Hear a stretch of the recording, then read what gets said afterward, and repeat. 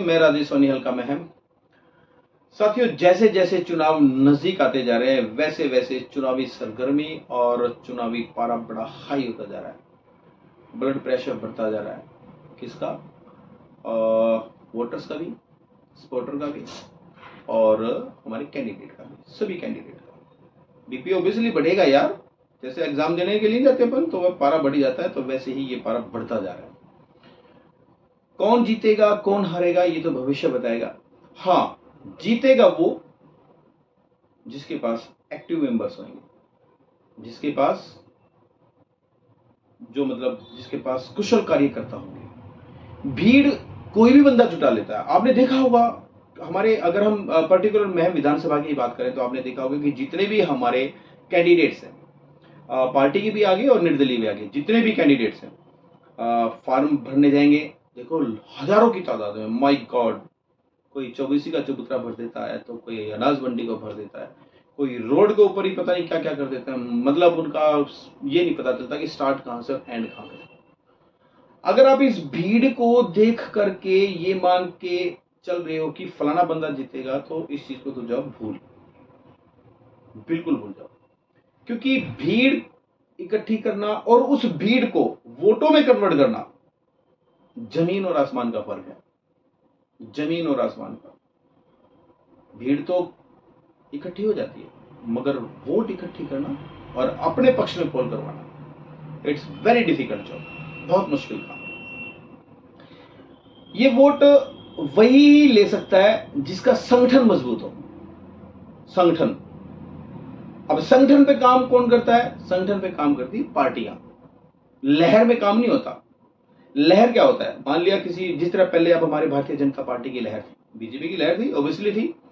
ये बीजेपी की लहर जब आई थी तो मान के चलना कि असेंबली से लेके मेंबर ऑफ पार्लियामेंट तक, चाहे वो किसी भी बंदे को टिकट दे दी, किसी भी, चाहे वो एलिजिबल हो या ना हो, उसको टिकट दे दी। ये मान के चलना हजारों वोटों के अंतराल से वो बंदा जीत गया है, कोई नहीं रोक पाया उसको। ये थी लहर। और एक होती है एलिजिबिलिटी, मतलब योग्यता, उसका संगठन का मतलब मजबूती, कि भाई संगठन मजबूत है कि नहीं। संगठन की मजबूती कहां से होगी? कार्यकर्ताओं से। कार्यकर्ता किसके पास है? मैं आज दावे के साथ कह सकता हूं, जहां तक मेरा एक्सपीरियंस कहता है, कि हरियाणा के अंदर भाजपा के पास, भारतीय जनता पार्टी के पास कार्यकर्ता नहीं है। लहर तो थी है नहीं थी। अब तो एंटी लहर चल रही है, एंटी लहर बीजेपी की, एंटी लहर बीजेपी की चल रही है, और कार्यकर्ता भी नहीं है। एंटी लहर भी चल रही है और कार्यकर्ता भी नहीं चल रही है। क्या होगा? भगवान भरोसे होगा। तभी आपने देखा नहीं कि बहुत सारी विधानसभाओं के अंदर पता नहीं क्या क्या क्या एक्सपेरिमेंट कर दिए। ऐसे ऐसे बंदों को टिकट दे दी गई, मतलब कुछ समझ में नहीं आया, जिनके बारे में कभी कल्पना ही नहीं की थी। जो बंदे कई सालों से लगे हुए थे उनको तो टिकट नहीं दी और किसी और को टिकट दे दी गई, जबकि उनका कोई वजूद नहीं है। किसी ऐसे कई बहुत सारे हलके हैं जिनमें ऐसे बंदों को टिकट दी गई। क्या सोच करके पार्टी हाईकमान ने टिकट दी, ये मैं तो खैर जानना नहीं चाहता ना, मेरा ये कोई सब्जेक्ट। मेरा तो सब्जेक्ट ये कि भाई लहर में और संगठन की मजबूती में बड़ा फर्क होता है। संगठन आज मजबूत किसके पास है? संगठन आज ही नहीं, मैं तो बल्कि कहूंगा कि बहुत पहले से, आदिकाल से। अगर संगठन हरियाणा की बात करें ना, संगठन मजबूत रहा है ना। संगठन मजबूत अगर किसी का रहा है तो, या तो हमारे स्वर्गीय देवीलाल जी का संगठन बहुत मजबूत रहा था, चौटाला जी के कार्यकाल में संगठन बहुत मजबूत रहा था। और अगर आज वर्तमान की बात करते हैं तो संगठन मजबूत अगर किसी का है बूथ कमेटी लेवल तक, तो सिर्फ और सिर्फ कांग्रेस पार्टी है। और अगर संगठन मजबूत है, बूथ कमेटी की बात करते हैं, तो किसी टाइम पर बहुजन समाज पार्टी का भी बहुत संगठन मजबूत हुआ करता था। भारतीय जनता पार्टी का संगठन ना तो पहले मजबूत था ना आज मजबूत है। आगे अगर इस पे काम करेंगे तो मजबूत हो सकता है, कोई बड़ी बात नहीं। और जब तक संगठन मजबूत नहीं होगा, आप इत्तेफाक से तो सीट निकाल सकते हैं पूरे देश के अंदर, क्योंकि लहर का कोई रूप नहीं होता, मैंने पहले ही बताया था। मगर जब तक आपके कार्यकर्ता बूथ के ऊपर खड़े नहीं होंगे, जोड़ा पकड़ने वाले, तब तक आपको वहां से कोई जिता नहीं सकता। ये मैं दावे के साथ कहता हूं। 10 साल तक हमारे प्रदेश में भारतीय जनता पार्टी का राज रहा, मगर फिर भी ये मान के चलना कि बूथ के ऊपर जोड़ा पकड़ने वाला बंदा, मुझे तो लगता नहीं कि कोई पाजे, और पाजे तो बहुत अच्छी बात है।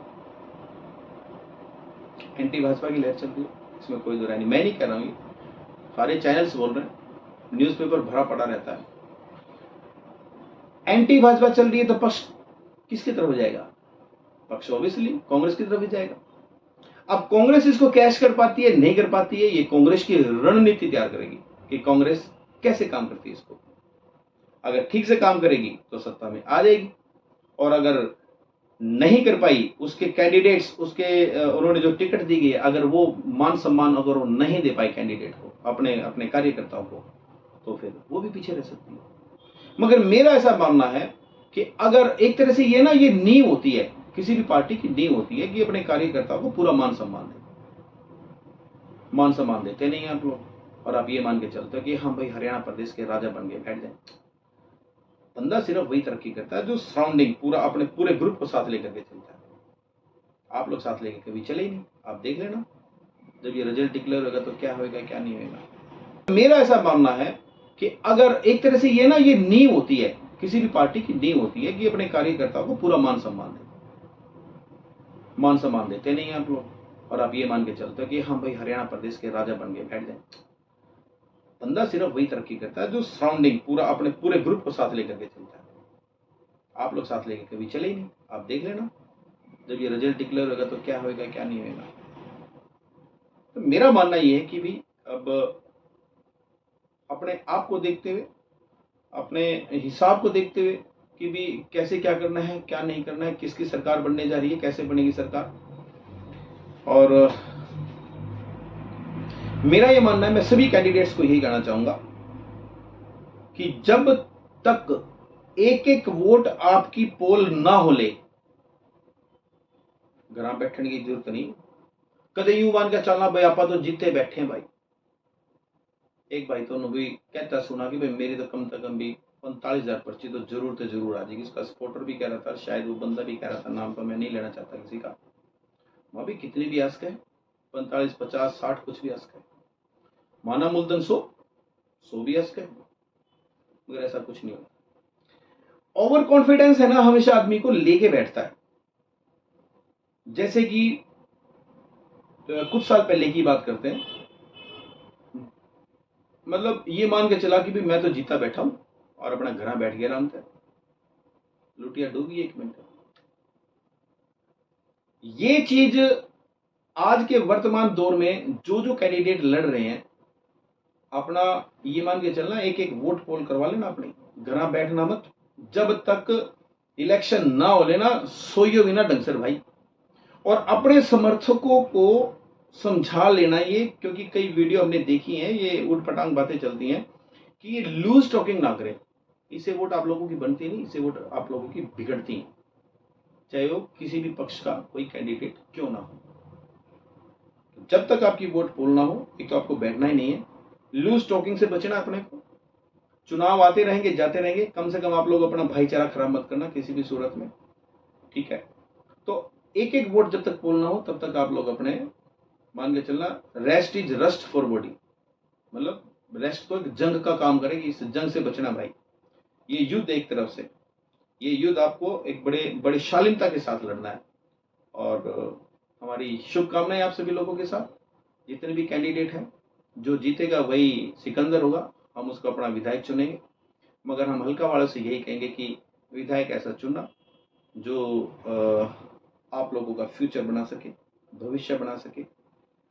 और पार्टी के कैंडिडेट को अगर वोट देंगे तो ज्यादा अच्छा रहेगा, क्योंकि छोटे छोटे दल के अंदर अगर हम वोट देते हैं ना, तो उन वोटों का बिखराव हो जाता है।